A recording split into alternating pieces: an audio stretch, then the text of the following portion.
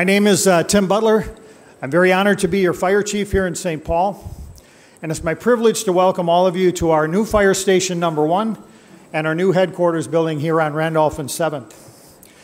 The station is an active fire station. We will be responding to calls today. The ladder truck, I hope, won't move. But if you're out on the streets or out on the apron, be careful of the trucks if they're moving around. The station is fully operational, but it has not been officially open to the public yet.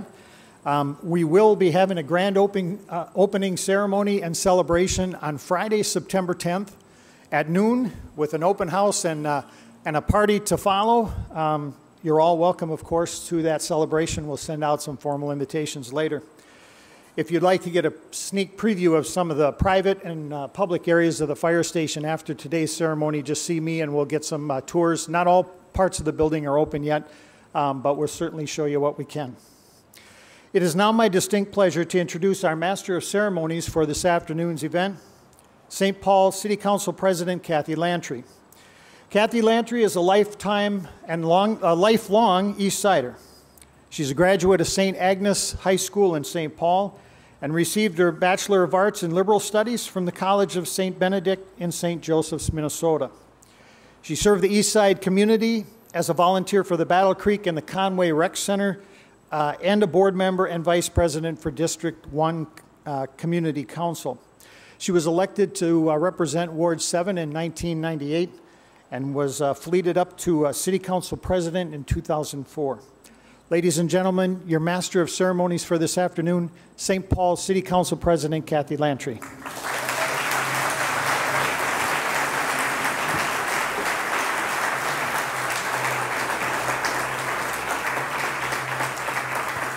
Thank you very much, Chief Butler. You know, nobody ever gets to introduce me, so it was sort of funny. I thought, oh, what is he going to say? He read my bio, which I haven't read in ages, by the way. I think I should update it.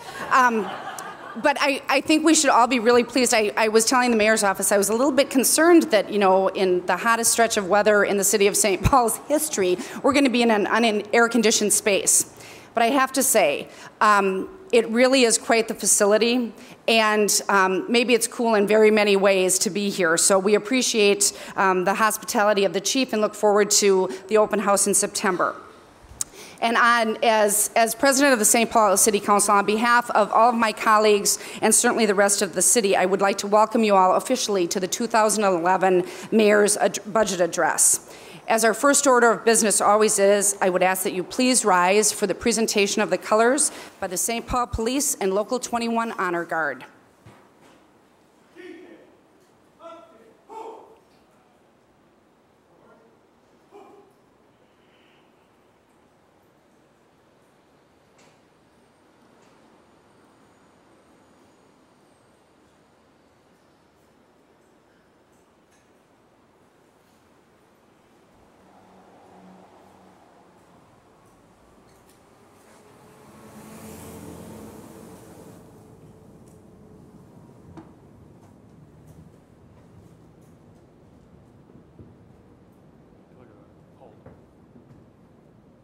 About hey! Folks, pillars. Folks. Quarter. Quarter. Hey! Raise that. Ho! I pledge allegiance to the flag of the United States of America and to the republic for which it stands, one nation, under God, indivisible, with liberty and justice for all. Order. Whoa.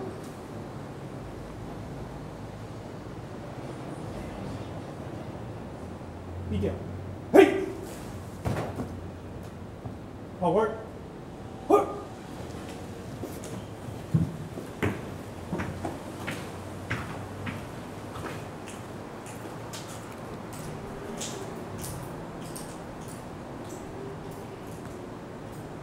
Thank you. Please be seated.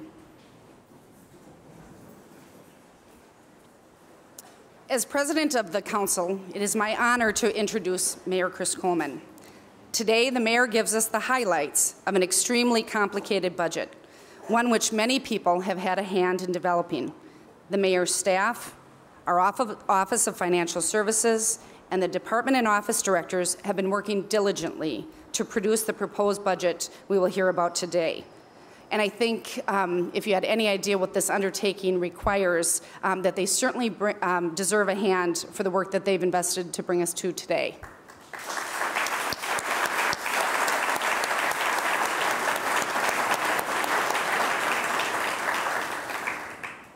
The process of developing and reviewing a budget for the city continues to be one of the most important functions of the city council and the mayor.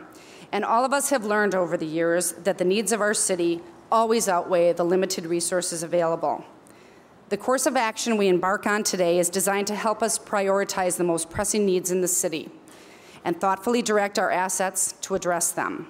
This process takes on additional significance when our economy is in a recession and we understand the added financial pressures that face the residents of St. Paul.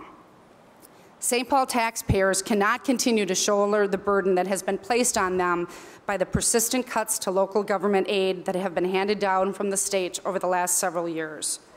Our mission is to craft a budget for the city which is prudent and economical, but reflects the shared values of St. Paul residents.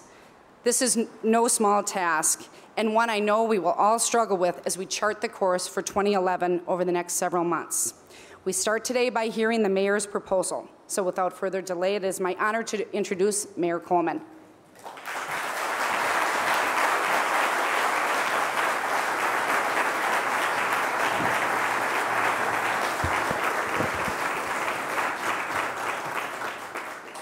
It might be a little warm in here, but we could have tried to air condition it, but as my mother would have said, I don't want to heat or cool the outdoors. So we're going to have to just rely on the breeze floating through here.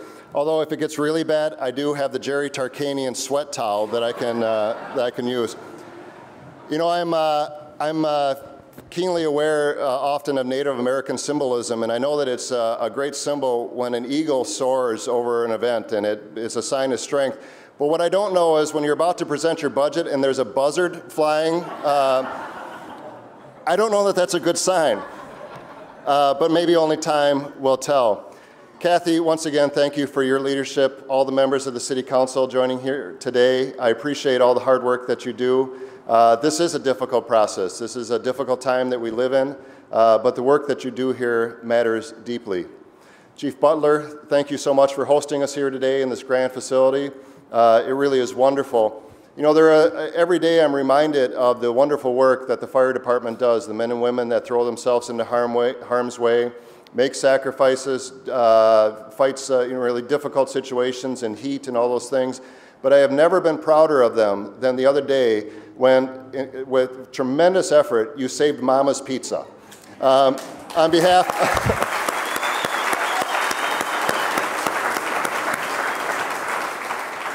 I feel bad for those of you who haven't been to Mama's Best Pizza in town. Okay, it's Skinner's, plus Savoy and all the other. They're all Casetas. They're all great, but we like Tony, and we're glad that he's going to be back in business soon. But thanks to your crews for being out there. We are in a building that will be formally dedicated in a month or so, but it is a wonderful building that replaces our oldest operating station in the city of St. Paul, also replaces another station down the street. It is a wonderful facility. It's a state-of-the-art facility that not only includes all the latest in firefighting and public safety equipment, but also includes incredible public space, community space, a green roof that will significantly reduce the cost of heating of this facility. It really is a wonderful, wonderful building that's meant to last for the next 100 years, just as the last station that it replaces was meant to last 100 years, even though it was built for horses. So thank you for joining us here today. This facility is a real partnership. The finances that came together were state and local and federal funding that all came together to make this possibility. to make this a possibility, to add to the incredible things that are happening along West 7th Street. We have the wonderful clinic next door, great restaurants across the street. This is a really exciting area of town. Too often we kind of focus in on downtown and other parts of the city, but what's happening on West 7th Street over the last few years is really remarkable. It is a really growing and vibrant community. It's a reflection of all the people that have worked so hard to make this happen.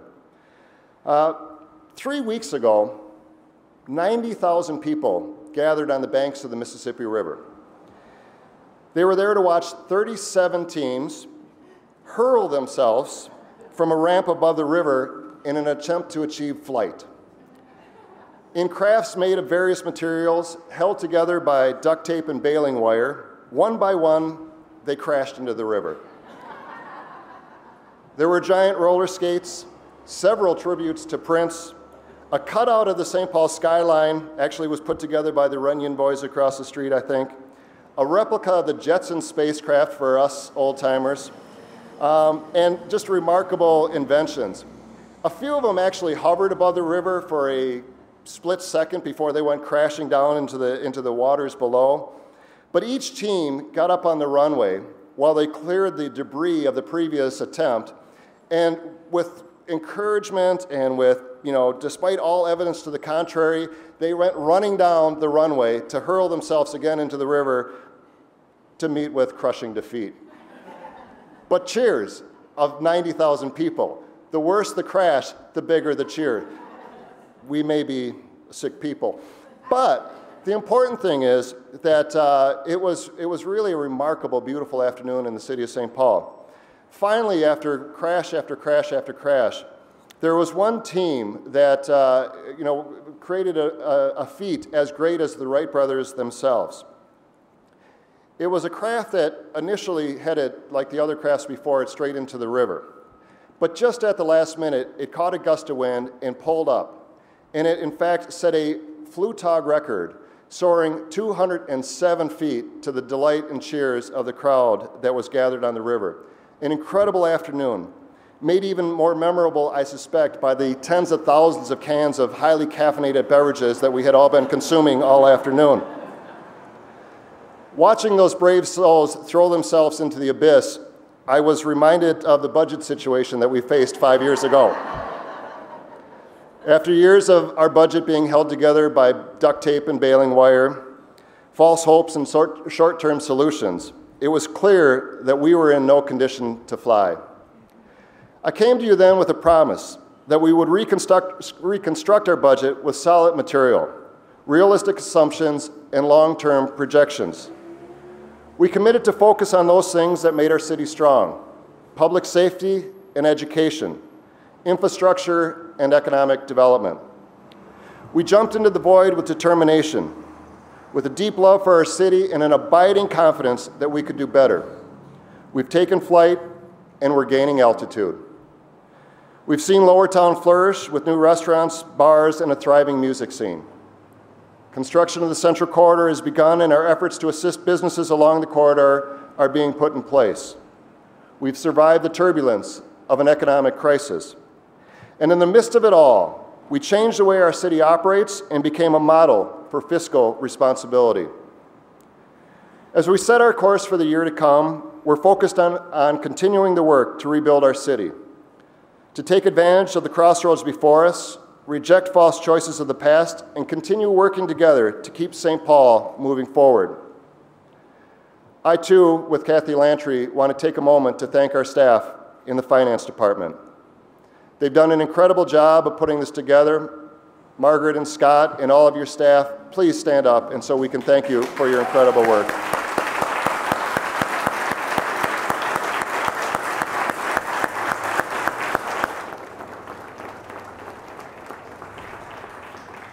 I also want to thank all of our city employees for the service that they do to the residents of this community. I know that in the last few years, the budget proposals came with a lot of anxiety. A lot of you face the same pressures that all of our families face every day. Your dedication to our city has helped us weather the storm, and I thank you for the work that you do to make this a wonderful place to live, work, and play. Our goal of the 2011 budget is the same as it was in 2006.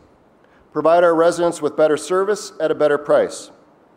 But we also pledge to be honest with our residents about the true cost of government, and also to invest wisely in the future.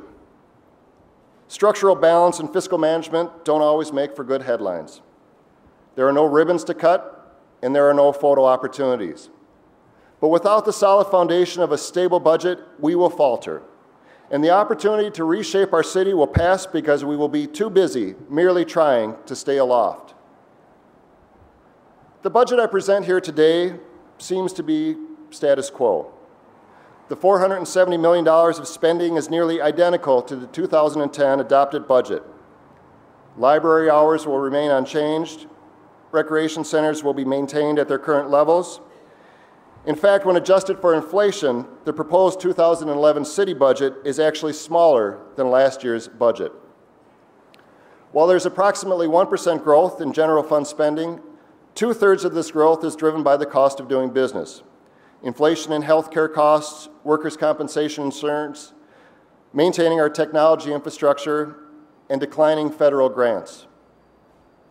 While it seems that there are only small changes between the 2010 budget and the budget I propose today, when you look below the surface, there is anything but the status quo.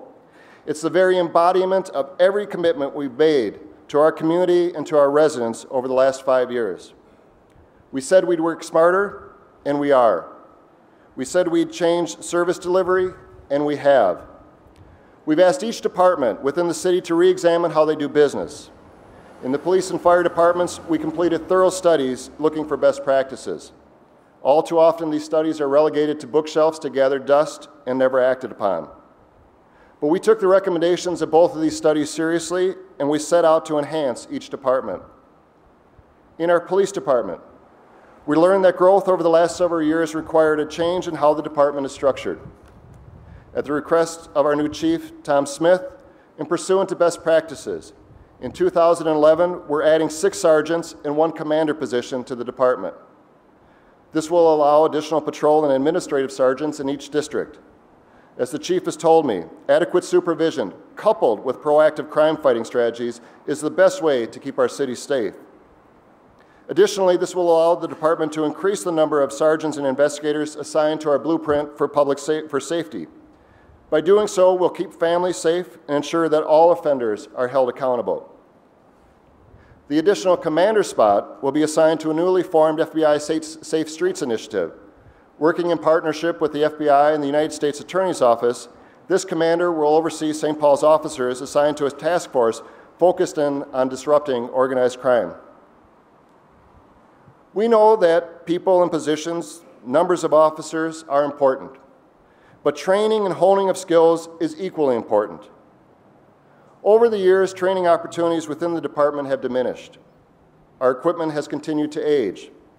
Instead of 12 yearly opportunities to train at the firing range, officers were often down to 4 times per year. The quality of their guns, the aging equipment that the officers were carrying were creating public safety concerns for our officers. Both of these factors came into play on the morning of May 1st of this last year. That day, Maplewood Sergeant Joe Bergeron was murdered in cold blood along the Bruce Vento Trail in St. Paul. Within minutes, hundreds of officers from every jurisdiction in the metro area descended on the east side to catch Sergeant Bergeron's killers. Among those responding that day was Officer Dave Longben and his canine officer partner, Cody. As Officer Longben stood post, one of the suspects came out of the nearby woods. While Dave attempted to detain the suspect, who had a short time earlier murdered Sergeant Bergeron, he brutally assaulted Dave and told him that he too would die. As the two wrestled over Dave's gun, as the officer put it, every ounce of training he had ever received kicked in. In fact, only the week before, Dave had received specific training on what to do in just such a situation. Gaining control of his gun, Dave stood up and fired at the suspect. His gun misfired. With the suspect bearing down on him, once again, Dave's training kicked in. He re-racked his gun and was able to discharge his weapon, and the loss of another officer's life was avoided. To be the best, you have to train like the best. Those are the words of Chief Smith. We must never, ever send our police officers into harm's way, ill-equipped or ill-trained to do their job.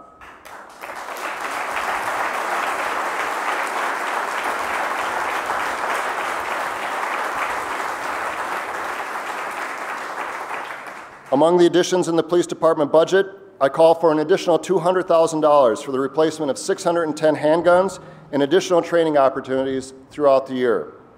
But I wish you all to join me in offering our thanks and our praise to Officer Dave Longben for his bravery and his service to our city.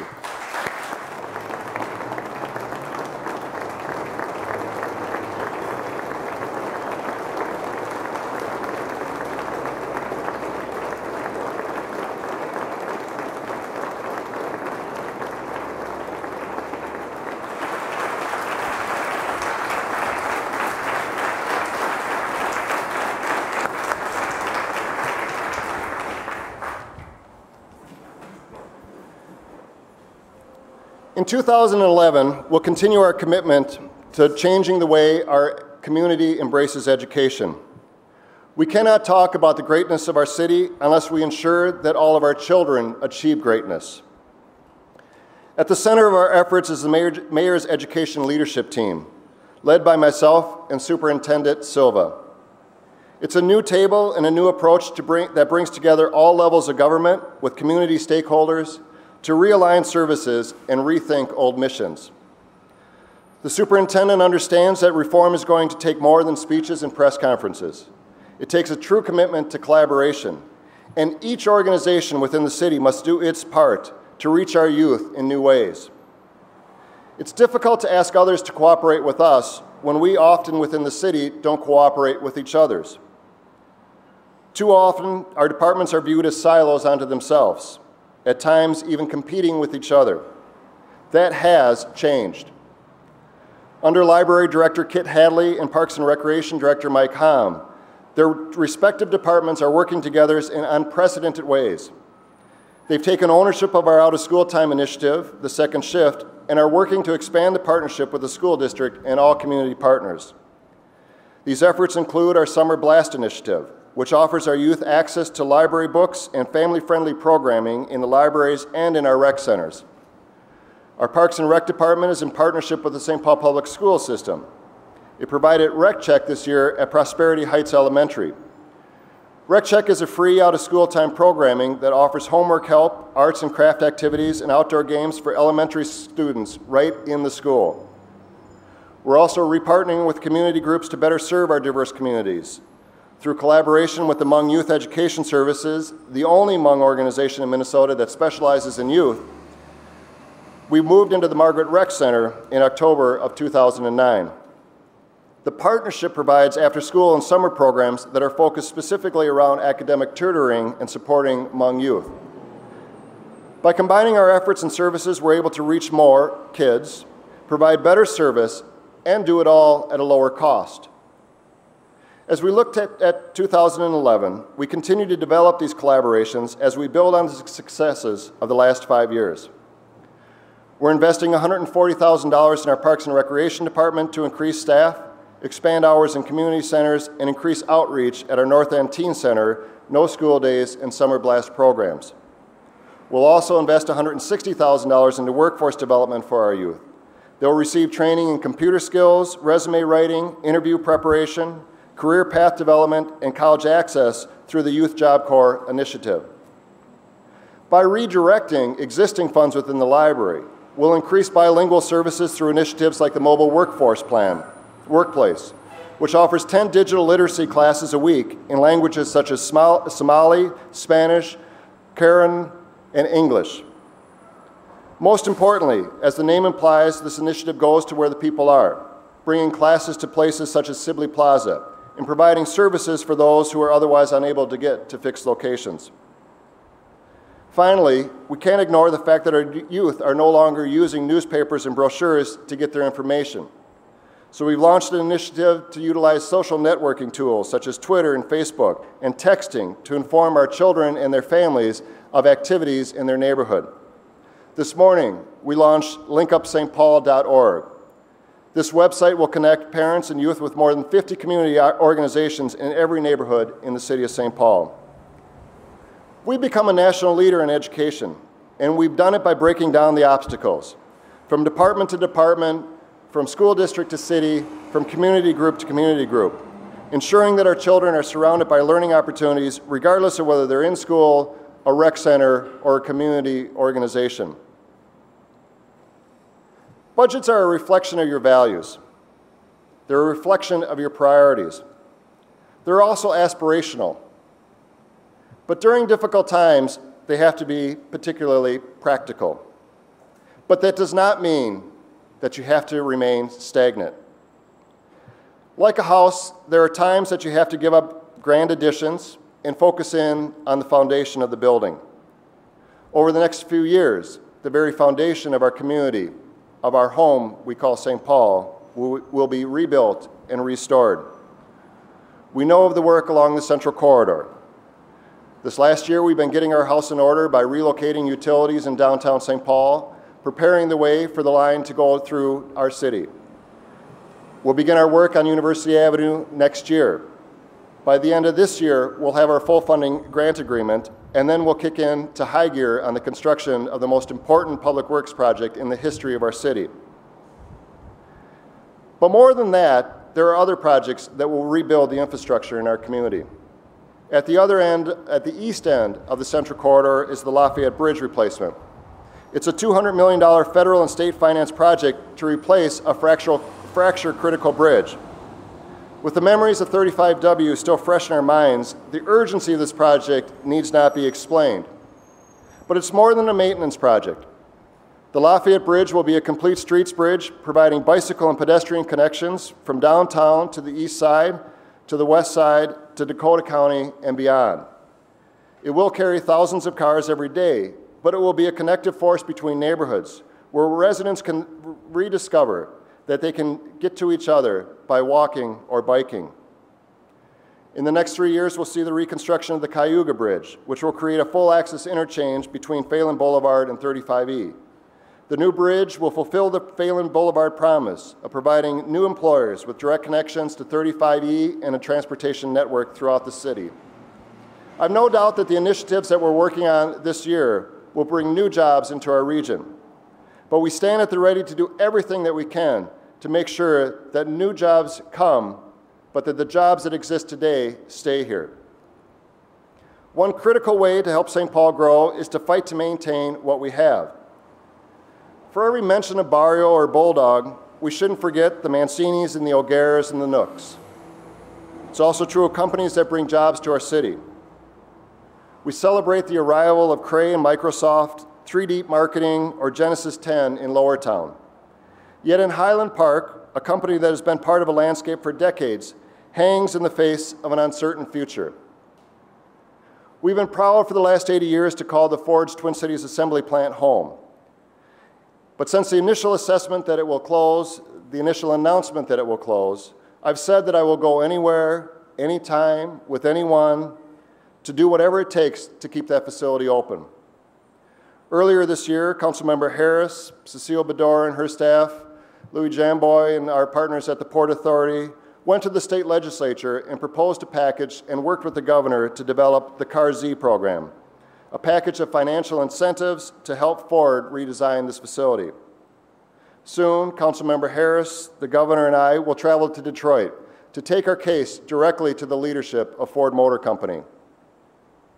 I can't say enough about what that plant means to our city and to our region.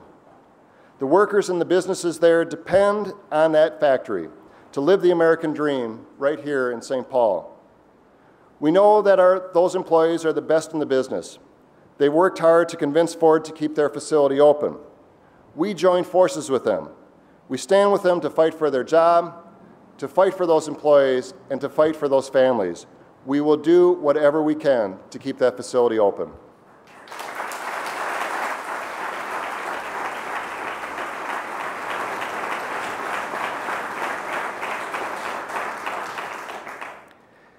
may take a full generation to see the effects of the work that we do here today. But make no mistake, we're presiding over one of the largest economic development shifts this city has ever seen. We will ensure that no one is left behind. We will assure that every opportunity is seized. The 2011 budget should make it clear that by working smarter, working together, we'll transform our city. But there's one additional critical piece to the puzzle: living within our means. 5 years ago, we made a commitment to the residents of St. Paul. We talked about having an honest conversation about the cost of government. We talked about making tough choices. We talked about sacrificing and being good stewards of our resources. We asked people to bear more of the burden. We know that that was hard, but it was honest. And as a result, what started with a blue ribbon task force grew into a full-blown commitment and an examination of our values about what services we want and what we're willing to pay. We made the tough choices. But because we made those choices, the 2011 budget is perhaps the most stable in a decade. Today I'm proposing something that hasn't been proposed in a number of years. In 2011, I propose a 0% increase in the property tax levy in the city of St. Paul.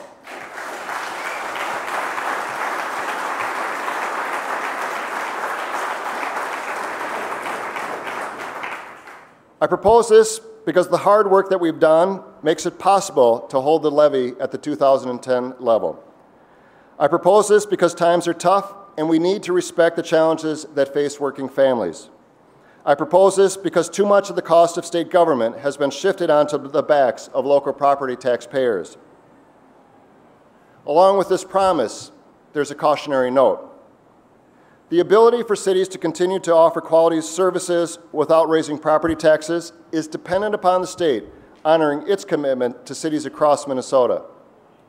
We've said time and time again that cuts in local government aid meant shifting the cost to property taxpayers. But we also said that with steady, predictable support from our partners, we would live within our means. This budget reflects that. I want to thank our legislative delegation and all those at the Capitol who work with us to support local government aid. To their colleagues, let me be clear. Local government aid isn't just a black and white line item to reduce. It's cops and it's firefighters. It's education and economic development initiatives. It's the jobs and services that are the lifeblood of Minnesota's promise and the future of our cities. It must be protected. And when it is, we will continue to do our part to hold the line on property taxes while maintaining quality services in the city of St. Paul. We'll continue to innovate. We'll continue to provide better service and better value to our residents. We'll continue to make our city a national leader in education and lay the foundation for a growing economy. We'll continue to partner and collaborate with anyone who is willing to come to St. Paul and make our city a better place. That's our charge. That's our opportunity. That's our future. Like the building that we stand in here today, the decisions that we make must last for the next year, for the next decade, for the next century. But when we build with quality, we know that this building, that our community will be stronger, will be better, and will be here for future generations. That's the promise that we make to our community. It's the promise that we make to our children. It's the promise that we call St. Paul. Thank you very much.